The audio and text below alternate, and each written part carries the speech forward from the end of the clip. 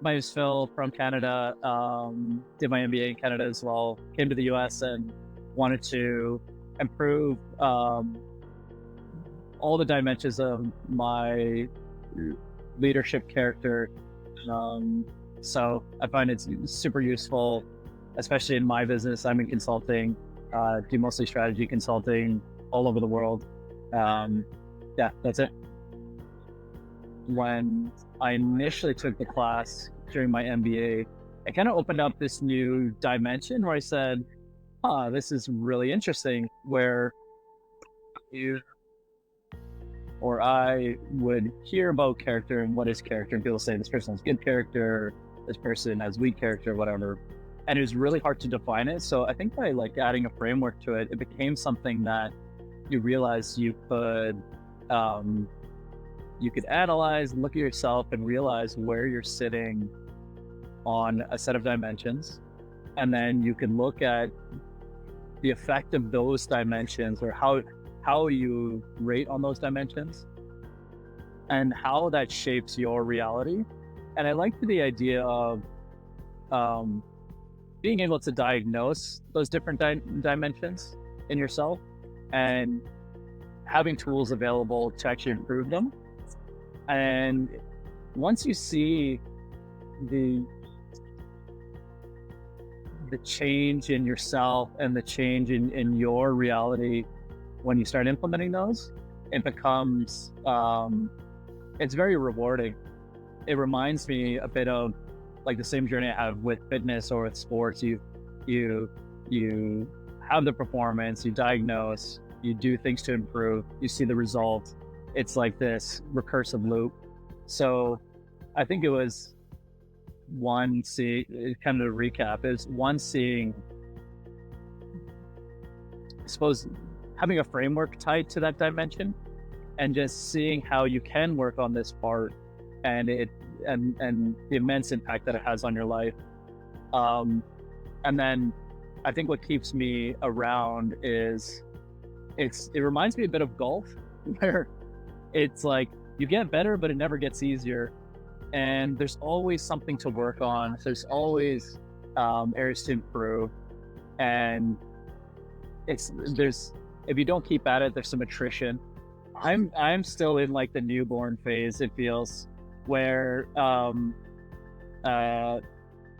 or the valley of despair and like the Dunning Kruger effect, where you learn about character, you hear about character, you say, "Oh, I know what good character looks like," or "weak character, strong character," and then you learn about this, and then you go, "Oh my gosh, the whole other world out there." Maybe the best way I can describe it is through an anecdote. So, I was working on humility, and um, there's a scenario that came up at work, and it's one in which I tell other people, and they found a lot of value from it as well. So I was in this situation where I was project manager of a just a project, and we had this junior consultant on the project as well. So it's about um, 5 positional rungs lower than I am, so in seniority. And we were progressing through the project, and he's a very, very smart individual, very driven, very eager. And there was this one part of the project that he kept disagreeing with me on. And we disagreed a few times. And then I thought, this is while I was working on humility. And I thought, you know,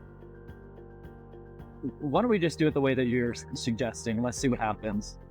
And it got to a point where he started doing it his way, and he was much more motivated, much more energized. And I quickly discovered he was dramatically better than me at doing this task. And this is someone with, yeah. And this is, I was shocked. And not only was he better than me at doing the task, he was able to explain it with confidence. You could tell he was much more intrinsically motivated.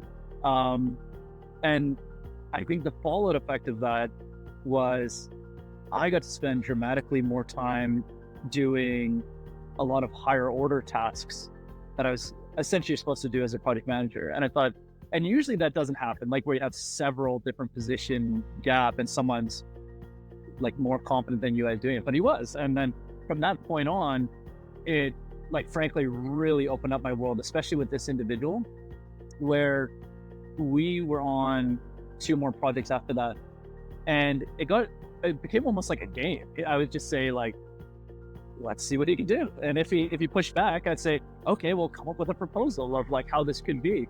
And it's just one after another. And sometimes he didn't do well, sometimes he did really well. So it's one of those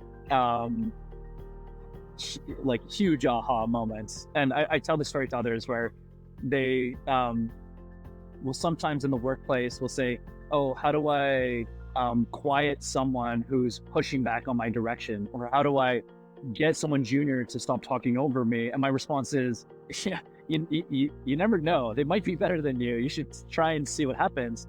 And it will enable them more than you ever thought possible. I can't recall what it was. I think it's just from like maybe it was the mechanics of the program that helped it a lot, where once you do a daily reflection and daily you're working on this, you kind of get reminded of, okay, what's the task at hand? What am I supposed to be working on today? And then when I journal it in the morning, it's top of mind. And I think this was like one of the first tasks in the morning. And then you push back again. And it was one of those things where I thought, okay, how can I exercise humility in this moment? So it was both, maybe to summarize, then it was both a function of, okay, it's top of mind because I've been repeating it several times. So the mechanics of the program, coupled with, I think, that gap between like your stimulus and response, where I go, okay, I'm being stimulated again. What do I do? And then I go, okay, maybe I'm not the best at this. So exercising humility, and then let's just see what happens. Just pretty much just letting go, essentially.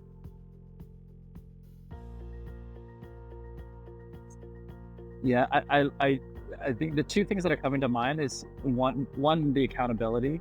It's you're coming there every month. You don't want to show up empty handed. It reminds me of the NBA. And and two is actually hearing the lived experience of others. It's really interesting. I find it's almost like when you think about what your core values are, and then you are in a group of people that are similar to you. And then if you were to ask them to like anonymously submit what their core values are, whether it's ones that they learned or that were given to them or what have you, they might be completely different. So I think it's like one of those where you go into the session and you think, oh, everyone must have had at least some of my issues, and sometimes it's none, or maybe their learnings were similar and it's completely different, or just having that diversity of thought is, it not only important, but it also triggers a few things in my mind where I say, okay, this is interesting. That's a good perspective. And it not forces, but it causes me to just sit there with a notebook and reflect and say, okay, did I think about this from every perspective? Is there things I could have done differently?